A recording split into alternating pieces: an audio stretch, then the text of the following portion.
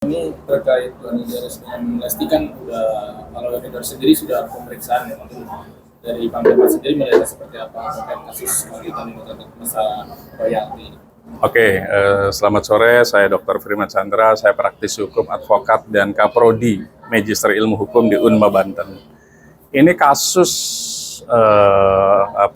terkait lagu dan lain-lain. Ini memang kalau menurut saya sebuah hal yang harus diselesaikannya dengan kekeluargaan saja, tidak perlu menempuh jalur hukum.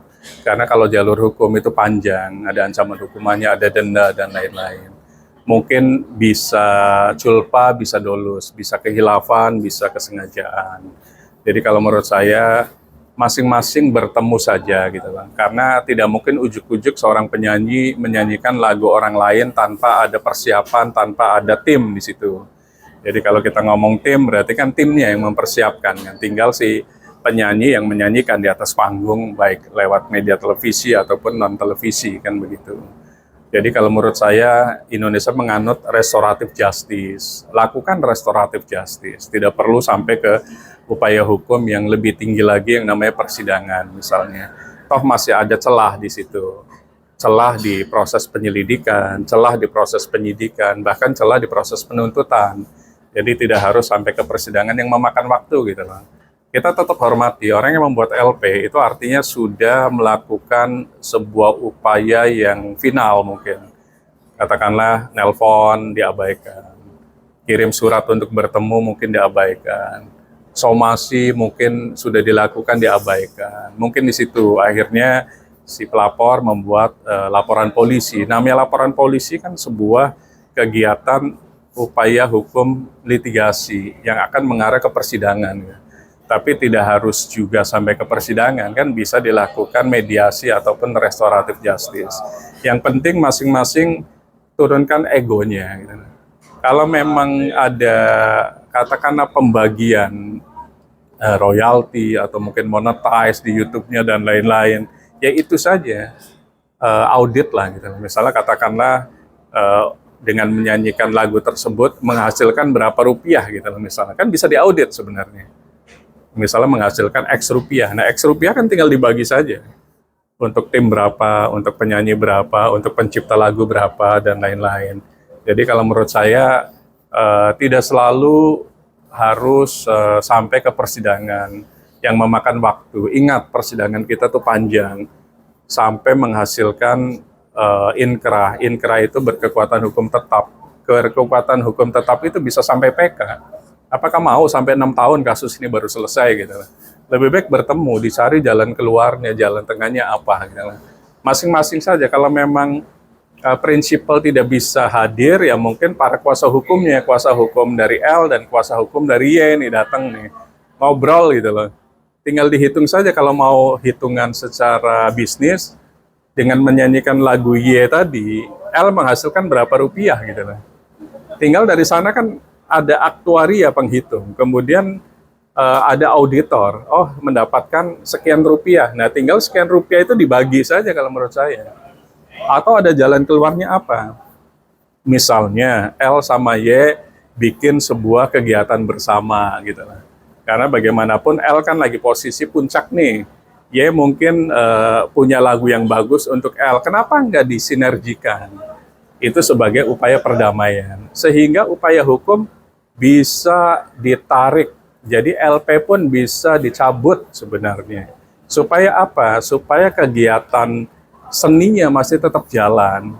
Meskipun memang masih propon nih, ada beberapa pencipta lagu, silakan pakai lagu saya itu sebagai sodako saya, ada kayak itu. Tapi ada juga pencipta lagu karena memang mencipta lagu itu susah, butuh waktu, butuh pemikiran, butuh ide, butuh mood, mungkin 3 hari nggak tidur gitu. Jadi kita harus hormati pencipta lagu tersebut, tidak boleh ujuk-ujuk ngambil lagu tersebut tanpa izin gitu lah.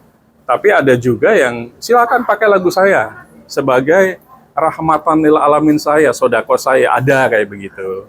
Jadi masing-masing kita hormati saja. Berarti menurut Bang Ilham berarti lebih baik dicabut saja laporan. Kalau menurut saya sebelum dicabut kan ada mekanisme. Mekanismenya namanya perdamaian. Jadi masing-masing bertemu antara prinsipal L dan prinsipal Y nih. atau kuasa hukum L dan kuasa hukum Y bertemu, kemudian dicari jalan keluarnya. Kalau memang mau dicabut, bikin akte perdamaian. Dari akte perdamaian itu diajukan dulu ke kepolisian, kemudian bikin kegiatan LP tersebut dicabut, polisi membuat SP3, surat perintah penghentian penyidikan, udah selesai. Tapi di akte perdamaian itu ada sebuah klausula kan. Misalnya mereka berdua bikin grup atau mungkin dia sebagai pencipta lagu, L sebagai penyanyinya akan dibikin di YouTube atau di mana. Itu sebenarnya jalan keluarnya.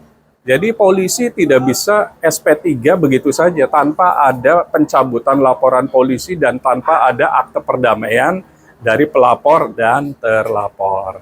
Ini kan yang dipermasalahkan itu videonya Lesti diunggah oleh beberapa akun, sementara yang dilaporkan sendiri Lesti ini termasuk salah sasaran apa gimana?